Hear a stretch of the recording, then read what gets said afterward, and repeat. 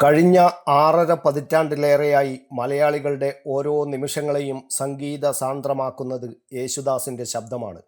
നിത്യവിസ്മയമായി നമ്മുടെ ജീവിതങ്ങളുമായി ഇഴചേർന്നിരിക്കുന്നു യേശുദാസിൻ്റെ ഗാനാലാപനം. 1961 കാൽപ്പാടുകൾ എന്ന സിനിമയ്ക്കായാണ് 21കാരനായിരുന്ന യേശുദാസിൻ്റെ സ്വരം ആദ്യമായി റെക്കോർഡ് ചെയ്യപ്പെട്ടത്. 1940 ജനുവരി 10 ഫോർട്ട് കൊച്ചിയിലാണ് യേശുദാസിൻ്റെ ജനനം.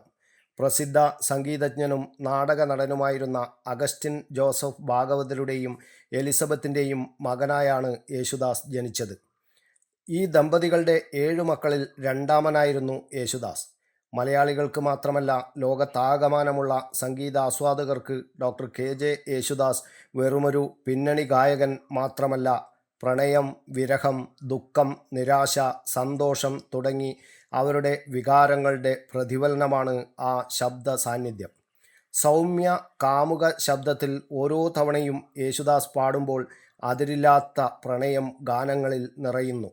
തലമുറകളുടെ പ്രേമ വിരഹ ഗായകനായി യേശുദാസ് മാറി. പാട്ടിൻ്റെ മോഹവലയം തീർക്കുന്ന ശബ്ദ സ്വാധീനം കൊണ്ട് ജാതിമത ഭേദമന്യേ നിരവധി ഭക്തിഗാനങ്ങളിലും യേശുദാസ് ഹിറ്റുകൾ സമ്മാനിച്ചു. ദൈവങ്ങളെ ദിവസവും മന്ത്രിച്ചുണർത്തുന്ന ശബ്ദമായി യേശുദാസ് മാറുകയായിരുന്നു. G. Devarajan, Dakshinamoorthy, MS Baburaj, MK Arjunan, Raveendran, Johnson തുടങ്ങിയ പ്രതിഭാധനന്മാർ ഒരുക്കിയ ഈണങ്ങൾ യേശുദാസിൻ്റെ സ്വരവുമായി ഇഴചേർന്നു.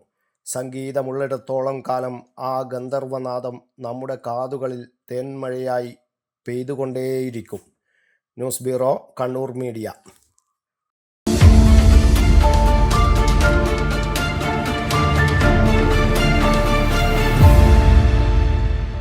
വിവാഹ പർച്ചേസുകൾക്ക് കുറഞ്ഞ പണിക്കൂലിയിൽ സ്വർണം മുൻകൂട്ടി ബുക്ക് ചെയ്യാൻ അഡ്വാൻസ് ബുക്കിംഗ് സ്കീം. പണിക്കൂലിയിൽ 50% വരെ ഡിസ്കൗണ്ട് നേടാൻ മൈ ഗോൾഡ് സേവിംഗ് സ്കീം. പണിക്കൂലി ഒന്നുമില്ലാതെ സ്വർണ്ണാഭരണം സ്വന്തമാക്കാൻ ഗോൾഡൻ പട്ട് സ്കീം.